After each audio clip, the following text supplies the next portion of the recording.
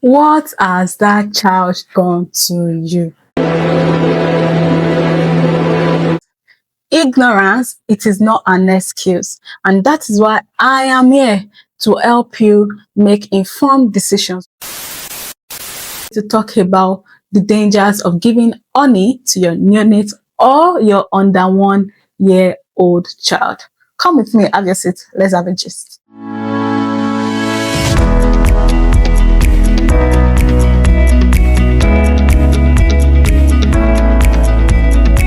Okay, seriously, it is an unsafe practice. Why is this considered an unsafe practice? You know, infants, they are still growing. Under 1 years old, they are still growing. So their digestive system is not mature enough or developed enough to digest some things. So honey contains bacterial spores, and these bacterial spores releases toxins that causes infant botulism. All right, so if infant botulism is an uncommon condition, but it is very serious. What do I mean by this? It is serious in the sense that it attacks the nervous system and it leads to muscle weakness and breathing problems. I'm sure you don't want that for your child. That will be an agonizing experience to go through.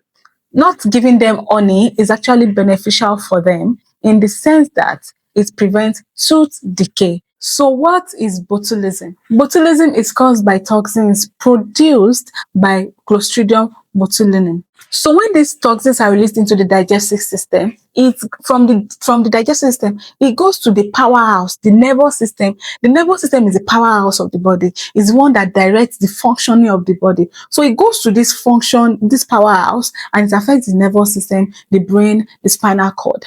And when this occurs, it leads to paralysis. It leads to muscle weakness. Facial muscles become weak. Symptoms of botulism depends on the kind of botulism. We have different types of botulism, but before we get there, I'll talk about the symptoms. Okay, so symptoms of botulism in this case, it may show within initial exposure or hours or weeks after exposure.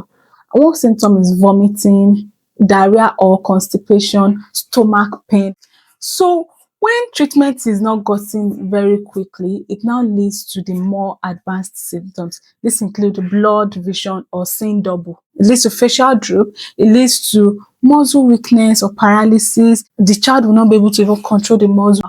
They won't be able to swallow food because the nervous system is affected. All right, it will lead to breathing problems. Nervous system is affected. Communication from the brain to the lungs out of it. Communication with the brain for the child to speak to is out of it. There will be slurred speech. There will be difficulty in the child swallowing. So I will list the symptoms again for you. These are slurred speech, difficulty swallowing, muscle problems, double vision, facial muscle weakness, and vomiting. Okay, we have different kinds of botulism. Number one is foodborne. We have wound-borne. This is found in wound, and sometimes it's very common with those who inject themselves, maybe all this heroin and all. It may be in the heroin, yeah. From the entrance of that needle into their body, they introduce the toxin into their body. Then we have infant botulism.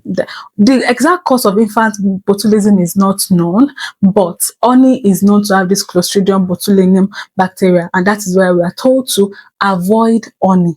Okay, and another one is iatrogenic botulism, which occurs in medical practice through some medical procedures.